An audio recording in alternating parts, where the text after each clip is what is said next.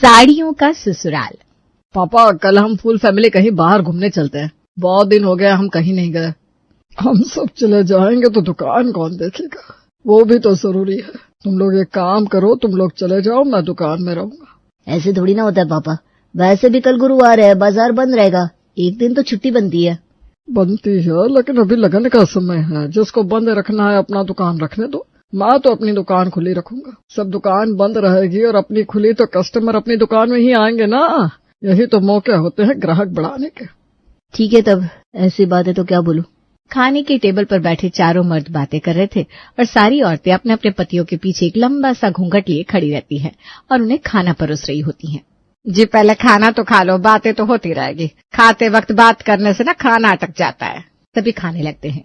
सलाद आज नहीं है क्या? सलाद बिना मुझसे तो खाना ही नहीं खाया जाता। पार्वती के घर में कोई भी बहू ससुर के सामने नहीं बोल सकती है, न ही किसी मैटर में अपनी राय दे सकती है। मदन की पूछने पर श्रेया बस नाम में सर हिलाती है। तब पार्वती कहती है, मैंने ही मना किया था सलाद बनाने का। कल इतना सलाद बर्बाद हो गया, जितना बने उतना खा लो तो ठीक है। माँ, मैं तो खाता ही हूँ। बहू तो इसके लिए सलाद काट दे। हाँ, उसमें चाट मसाला और काला नमक डाल देना। जितना दिमाग तो खाने में लगाता है उतना कभी दुकान में भी लगा ले, तो सोच अपनी दुकान कहाँ से कहाँ पहुँच जाएगी। खा पीकर सब मर्द सोने चले जाते हैं। सभी औरतें अपने अपने पतियों के प्लेट में खाना खाती हैं। खाकर रसोई सल्टा देना। कल नाश्ते में गट्टे की सब्जी, रोटी और रायता बना लेना, साथ में सलाद काट देना। जी मम्मी जी।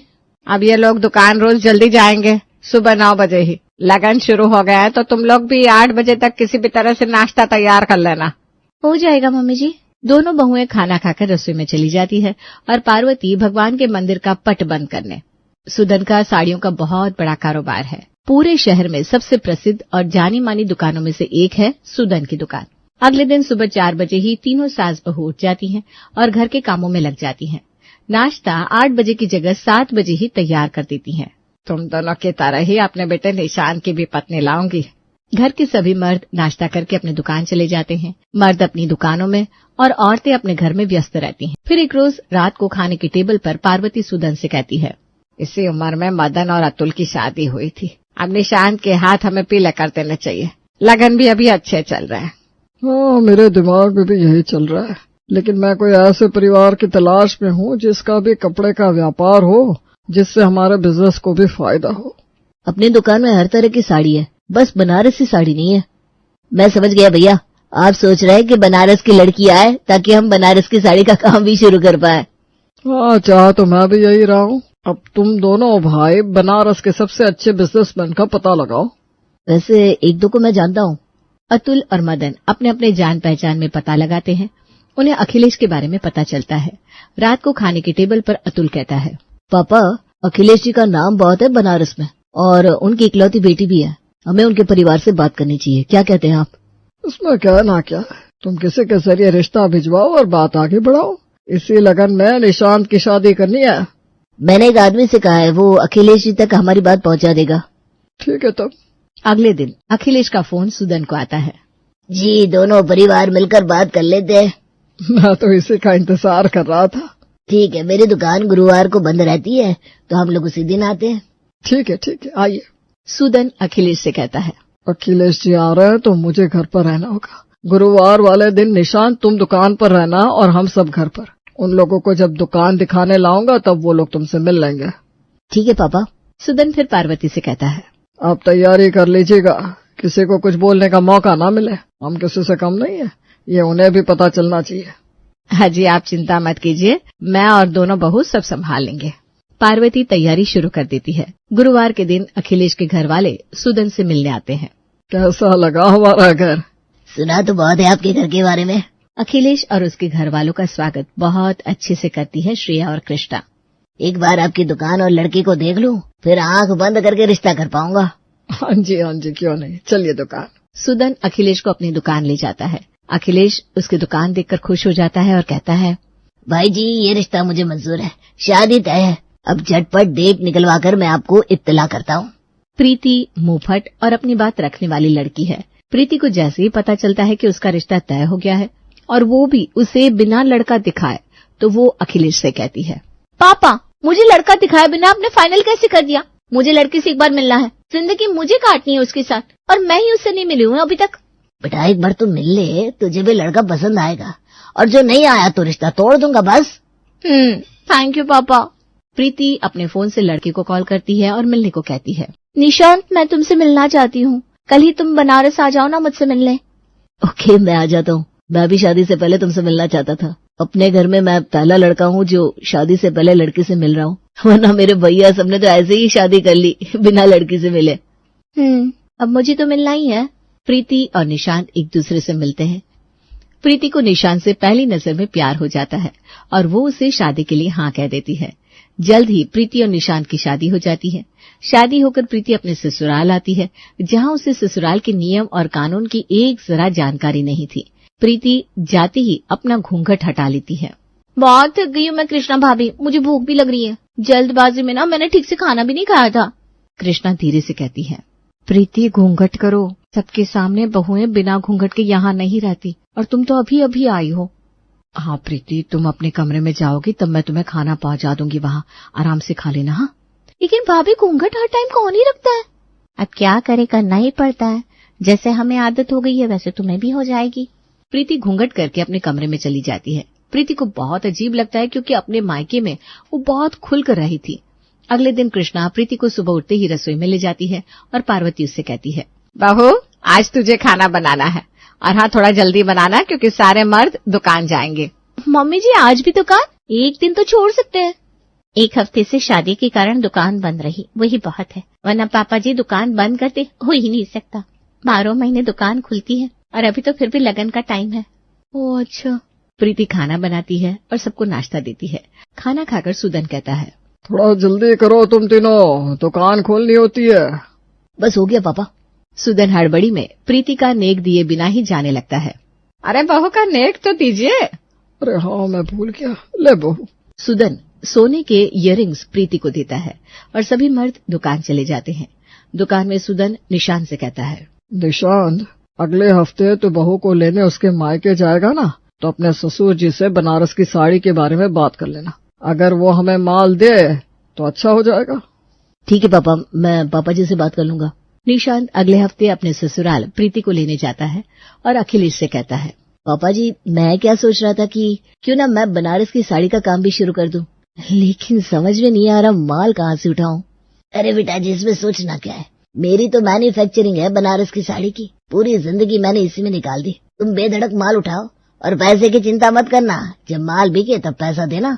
ठीक है पापा जी। निशांत प्रीति के साथ दुकान का माल भी लेते आता है। इसी तरह महीना बीत जाता है और एक रोज रात को खाने की टेबल पर सुदन कहता है, दुकान की बिक्री बढ़ने की जगह घट रही है, ऐसा क्या हुआ समझ में नहीं आ रहा। हाँ पापा, कहाँ हमने सोचा था कि निशांत की शादी के बाद अपना मार्केट और भी बढ़ जाएगा, लेकिन ये तो उल्टा ही हो रहा है। हो सकता है कि दुकान एक हफ्ते बंद थी, उसका असर हो। ऐसा कुछ नहीं है भैया, हम क्या ही सोच रहे हैं, अभी मार्केट ही डाउन चल रहा है सबका। मैंने कुछ लोगों से पूछा था, सब यही कह रहे हैं, ये शेयर मार्केट गिरने के असर है। ऐसा कुछ नहीं है, शेयर बाजार पहले नहीं गिरा क्या कभी? हमारी दुकान तो हमेशा मस्त चलती रही है। ये सब बहाने छोड़ो और कोई तरकीब निकालो। मर्दों की डिस्कशन सुनकर प्रीति कहती है, मैं क्या कह रही थी, क्यों ना हम अपने दुकान में कुछ ऑफर निकालें, जैसे कि 10,000 की शॉपिंग पर 500 का गिफ्ट वाउचर, कुछ लकी ड्रॉ, कुछ कपड़े जो बिक नहीं रहे उस पर सेल लगा दे, लाइक अवेलेबल ऑन कास्टिंग। इससे ना सेल बढ़ जाएगी। प्रीति जब बोलती है तब सभी मर्द चुप हो जाते हैं और सुदन पार्वती की ओर देखने लगता है। पार्वती प्रीति से कहती है, बहू जब घर के मर्द बात कर रहे होते हैं तो औरतें नहीं बोलती, ये सब बिजनेस की बातें हमारी समझ से बाहर है। लेकिन मम्मी जी मैंने भी फैशन डिजाइनिंग का कोर्स कर रखा है, मुझे भी आइडिया है मार्केट का। आइडिया होना और मार्केट में बैठने में बहुत अंतर है, ये चमड़े की जीभ कोई भी हिला सकता है। सुदन और बाकी सभी मर्द खाने पर से उठकर चले जाते हैं। उसके बाद कृष्णा और श्रेया प्रीति से कहती है, प्रीति आज तो बीच में बोल दिया, आज के बाद मत बोलना। सुबह से भूखे हैं ये लोग और अभी भी खाना नहीं खाया इन लोगों ने, दोपहर की टिफिन भी वापस भिजवा दी थी। इस घर में बहुओं को बोलने की आजादी नहीं है और मर्दों के बीच में तो बिल्कुल भी नहीं। भाभी ऐसा होता है क्या? अपने मायके में तो मैं बोलती थी, और इसमें बुराई क्या है? क्या सिर्फ मर्दों को ही ये हक है कि वो बिजनेस कर सके? हम औरतें भी किसी से कम नहीं है। प्रीति ये सब कोई नहीं सुनता यहाँ, और अगर रोज के इस संताप से बचना है तो जैसे चल रहा है वैसे चलने दे, अपना मुंह बंद रखना। ये गलत है, लेकिन आप लोग बोल रही हैं तो ठीक है। रात को जब प्रीति सब काम करके कमरे में जाती है और निशांत से बात करने की कोशिश करती है। निशांत, मैंने जो कहा है वो एक बार फॉलो करके तो देखो। प्रीति, तुम फिर शुरू हो गई। तुम इन सब से दूर रहो। ये सब जो तुम बोल रही हो, इन सब से कुछ नहीं होता। ये सब चोंचले हैं, तुम्हें मार्केट के बारे में कुछ पता नहीं है, और इन मैटर से तुम दूर ही रहो और अपनी रसोई और घर देखो। निशांत गुस्से में सो जाता है। प्रीति चिड़चिड़ाकर कहती है, इन लोगों को तो मैं दिखाती हूँ कि औरतें मर्दों से कम नहीं होती। प्रीति को ये समझ में नहीं आ रहा था कि वो करे तो क्या करे, और इधर सुदन की दुकान की बिक्री दिन पर दिन गिरती चली जाती है। पापा, कहीं हमने बनारस की साड़ी डालकर कोई गलती तो नहीं करती? बहू के पैर शुभ नहीं है। जब से वो आई है कारोबार बढ़ने की जगह घटता चला जा रहा है। ये सोचकर शादी की थी कि बिजनेस बढ़ेगा, लेकिन ये तो दिन पर दिन घटता चला जा रहा है। अब मुझे अफसोस हो रहा है कि मैंने लोगों की बात क्यों नहीं मानी। कौन सी बात पापा? मेरे कुछ दोस्त ने कहा था बनारस की लड़की मत लाना। मैं उस वक्त समझा नहीं, और देखो अब नतीजा। क्या पापा, ऐसा कुछ नहीं है। हम कुछ करते ना जिससे हमारा बिजनेस बढ़ेगा। इधर प्रीति अपना दिमाग लगाती है और कुछ साड़ी के डिजाइन बनाती है। अब बस मुझे किसी भी तरह ये डिजाइन पापा जी के पास भिजवाने होंगे बिना कुछ किए। मेरा काम कौन कर सकता है? आरती को फोन करती हूँ, वही मेरी मदद कर सकती है। प्रीति बनारस में अपनी एक सहेली आरती को व्हाट्सएप करती है, फिर कॉल करके कहती है, यार तुझे ना मेरा एक काम करना है। मैंने एक टेलर को ये डिजाइन बनाने को बोल दिया है। तुम्हें बस किसी को मेरी दुकान भेजना होगा ये डिजाइन के कैटलॉग देकर, लेकिन शर्त यह है कि उन्हें अभी पता नहीं चलना चाहिए कि ये डिजाइन मेरे हैं। बस इतनी सी बात है, मैं कर लूंगी। दोस्त के लिए इतना तो कर ही सकती हूँ। आरती अपने यहाँ काम कर रहे एक स्टाफ को प्रीति की दुकान पर भेजती है और सुदन को कॉल करके कहती है, सर, हमारी कंपनी है जो कपड़े डिजाइन करती है। ये कुछ साड़ी की कलेक्शन है जो कि मैंने डिजाइन किए हैं। मुझे ये सब नहीं देखना, ऐसे बहुत डिजाइनर घूमते हैं यहाँ। सर, आप एक बार हमारा डिजाइन चेक तो करिए। हमने स्टाफ से कैटलॉग भिजवाया है। नहीं, हमें नहीं देखना। इतने में ही आरती का स्टाफ वहाँ पहुँच जाता है और कहता है, सर, ये आरती मैडम ने भेजे हैं और आपको दिखाने को कहा है। अरे नहीं देखना मुझे, जाओ यहाँ से। पता नहीं कहाँ से आ जाते हैं ये लोग, ऐसे इतना टेंशन है। रुक जाओ पापा, जब ये इतनी दूर से आया है तो देख लेते ना डिजाइन। देखने में क्या हर्ज है? ठीक है, देखो तुम। निशांत को डिजाइन बहुत पसंद आते हैं और वो अपने दोनों भाइयों को दिखाता है। मदन और अतुल कैटलॉग देखते हैं, फिर कहते हैं, ये डिजाइन तो सुपर्ब है। एक दो भी अगर हम डिस्प्ले कर देना तो मजा ही आ जाएगा। हाँ, बहुत ही डिजाइनर पीस है। तो क्या करे भैया, एक पीस ऑर्डर करके देखे? मैं पहले पापा से बात करता हूँ। अतुल सुदन को सारी बात बताकर डिजाइन दिखाता है। पापा, हमने बहुत कुछ ट्राई किया, ये भी करके देखते हैं ना। इतना सब कुछ किया तो ये भी सही। ठीक है, कर लो ऑर्डर एक। अतुल एक साड़ी के डिजाइन का ऑर्डर देता है। एक हफ्ते में साड़ी बनकर आती है और उस साड़ी को अतुल डिस्प्ले में लगा देता है। साथ ही ये बैनर भी बनवाता है, डिजाइनर साड़ी ऐसी जैसी देखी नहीं होगी, हीरोइन पहने जैसी डिजाइन वैसी। बिल्कुल। साड़ी का लुक इतना स्टाइलिश और सुंदर होता है कि लोगों में उसका डिमांड बढ़ जाता है। उस पीस को देखकर सुदन की दुकान में ग्राहक घुसने लगते हैं और पहले की तरह दुकान पर भीड़ लगने लगती है। ये तो गजब हो गया पापा, एक पीस ने कमाल कर दिया। इस पीस को देखने आएंगे लोग और बाकी वैरायटी भी देखेंगे। इस तरह से हमारी दुकान वापस पहले की तरह चलने लगेगी। एकदम सही। तुम ग्राहक संभालो, अतुल और मदन के साथ मैं उस डिजाइनर आरती से बात करता हूँ। फिर सुदन आरती को कॉल करके कहता है, आरती जी, आज से आप हमारी परमानेंट डिजाइनर बन गई हो। आप हमारे लिए ऐसे ही पीसेस बनवाते रहना। ठीक है सर, इट्स माय प्लेजर। आज बहुत दिन की बात सुदन और उसके तीनों बेटे खुशी खुशी घर जाते हैं। अपने अपने पतियों के चेहरे पर खुशी देखकर सभी औरतें खुश हो जाती हैं और खाना परोसती हैं। लगता है जी आज कुछ अच्छा हुआ है। हाँ, अब लगता है हमारी गाड़ी वापस से पटरी पर आ जाएगी। एक काम करो, कुछ मीठा बना दो। आपको शुगर है? शुगर है तो क्या हुआ, आज का दिन बहुत अच्छा है, आज तो मैं खाऊंगा। प्रीति बहू, जाकर हलवा बना दे, खाने के बाद सब मीठा खा लेंगे। जी मम्मी जी। प्रीति सब समझ जाती है और रसोई में हलवा बनाने चली जाती है। हलवा खाकर घर के सभी मर्द वाह वाह करने लगते हैं। सुदन खुशी से 11,000 निकालकर प्रीति को देता है। ये ले बहू, हलवा बहुत स्वाद है। ऐसे ही मैं नहीं कहता कि औरतें रसोई में ही अच्छी लगती है। प्रीति को गुस्सा तो बहुत आता है, लेकिन वो घूंट पीकर मन ही मन कहती है, आपके ये शब्द एक दिन जरूर बदलेंगे पापा जी। इसी तरह दिन बीतने लगते हैं और सुदन आरती से नए नए डिजाइन लेता जाता है और उसकी दुकान अब पहले से भी ज्यादा चलने लगती है। इसी तरह महीना बीत जाता है। उधर आरती एक मोटी रकम प्रीति को ऑनलाइन ट्रांसफर करती है। ये ले तेरी कमाई। ये क्या, तूने पूरे मुझे क्यों ट्रांसफर कर दिए ये अमाउंट? इसमें तेरा भी हक है। यार तू पागल हो गई क्या? बस फोन पर बात करने के कैसे पैसे? अब क्या तू मुझे पैसे देकर अपनी दोस्ती को गाली देगी? अरे यार, तू तो बुरा मान गई। ठीक है, नहीं दूंगी बाबा कुछ भी तुझे। एक रोज सुदन अतुल से कहता है, डिजाइनर से हम कभी फेस टू फेस मिले नहीं। एक काम करते हैं, उसे कल डिनर के लिए घर पर बुला लेते हैं। हाँ पापा, ये अच्छा आइडिया है। वैसे भी हमें इसके साथ लॉन्ग टर्म रिश्ता जो रखना है। ठीक है, तो मैं कल फोन करता हूँ। रात को सुदन पार्वती से कहता है, कल कुछ मेहमान खाने पर घर आ रहे हैं तो तैयारी अच्छी होनी चाहिए। मुझे सब कुछ परफेक्ट चाहिए। जी हो जाएगा, आप फिक्र मत करिए। अगले दिन घर की सभी औरतें सुबह से ही तैयारी में लग जाती हैं।